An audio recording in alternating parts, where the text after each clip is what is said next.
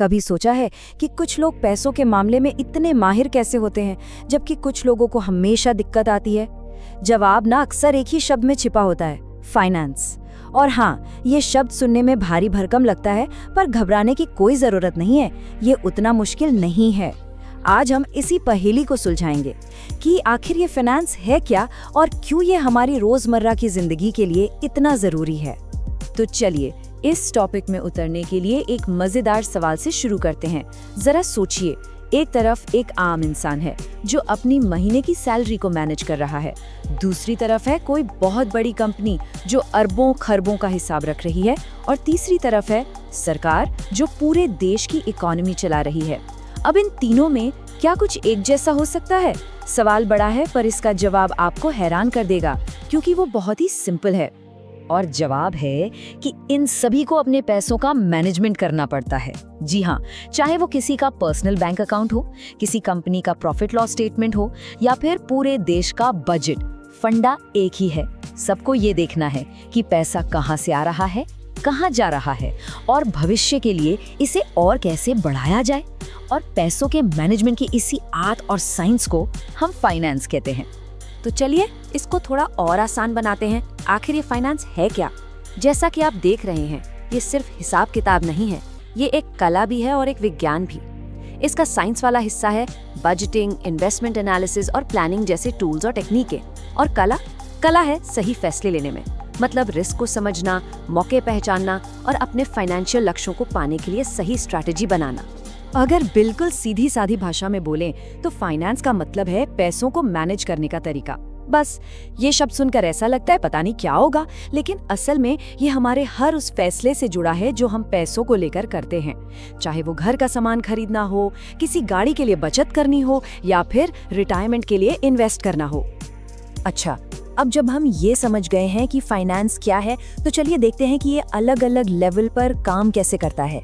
देखिए, फाइनेंस एक बहुत बड़ा फील्ड है, लेकिन इसे आसानी से समझने के लिए हम इसे 3 मेन कैटेगरी में बांट सकते हैं।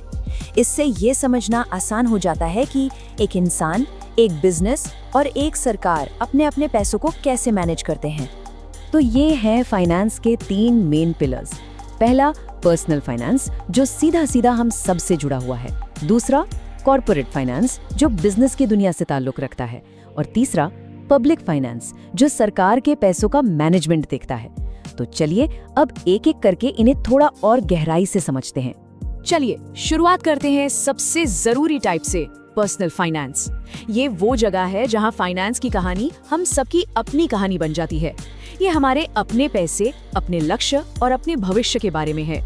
ये सिर्फ बिल भरने या खर्चे चलाने तक सीमित नहीं है, बल्कि अपने सपनों को सच करने के लिए एक फाइनेंशियल रोड मैप तैयार करने के बारे में है।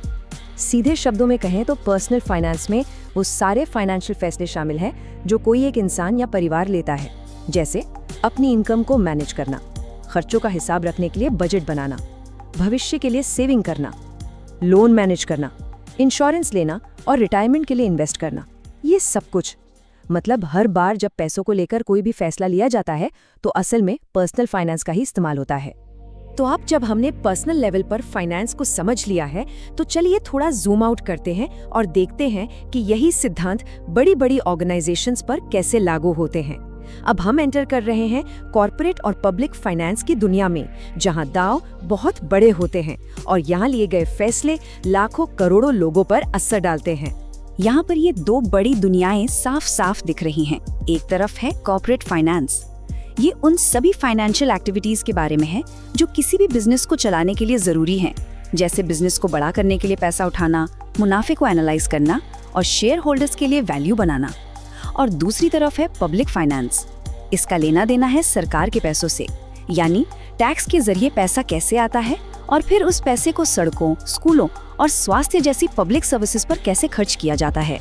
काम दोनों का पैसे मैनेज करना ही है, पर उनके लक्ष्य बहुत अलग होते हैं। थ्योरी तो ठीक है, लेकिन चलिए इसे थोड़ा प्रैक्टिकल बनाते हैं। जब हम किसी कंपनी के फाइनेंस डिपार्टमेंट की बात करते हैं, तो वो लोग असल में करते क्या हैं? उनका काम सिर्फ नंबरों को जोड़ना घटाना नहीं है, बल्कि ये पक्का करना है कि कंपनी सिर्फ चले ही नहीं, बल्कि आगे बढ़े और तरक्की करे। एक फाइनेंस टीम के कई जरूरी काम होते हैं। सबसे पहला, पैसों को सही तरीके से मैनेज करना, मतलब ये पक्का करना कि कंपनी के पास बिल चुकाने और सैलरी देने के लिए हमेशा कैश मौजूद हो। दूसरा, स्मार्ट इन्वेस्टमेंट करना, यानी कंपनी के पैसे को ऐसे प्रोजेक्ट्स में लगाना जिनसे भविष्य में अच्छा रिटर्न मिलने की उम्मीद हो। तीसरा, उस रिटर्न को मैक्सिमाइज करना, मतलब लगाए गए हर रुपए से ज्यादा फायदा निकालना। और आखिर में टैक्स की प्लानिंग करना, यानी टैक्स बचाने के लीगल तरीके खोजना ताकि वो पैसा दोबारा कंपनी में इन्वेस्ट किया जा सके। तो हमने पर्सनल बजट से लेकर देश की इकोनॉमी तक फाइनेंस की दुनिया का एक छोटा सा टूर किया है। अब जब इसके बेसिक बातें पता है तो असली सवाल ये है कि इस जानकारी का क्या किया जाए। अपने फाइनेंस को बेहतर ढंग से मैनेज करने के लिए आज कौन सा एक छोटा कदम उठाया जा सकता है?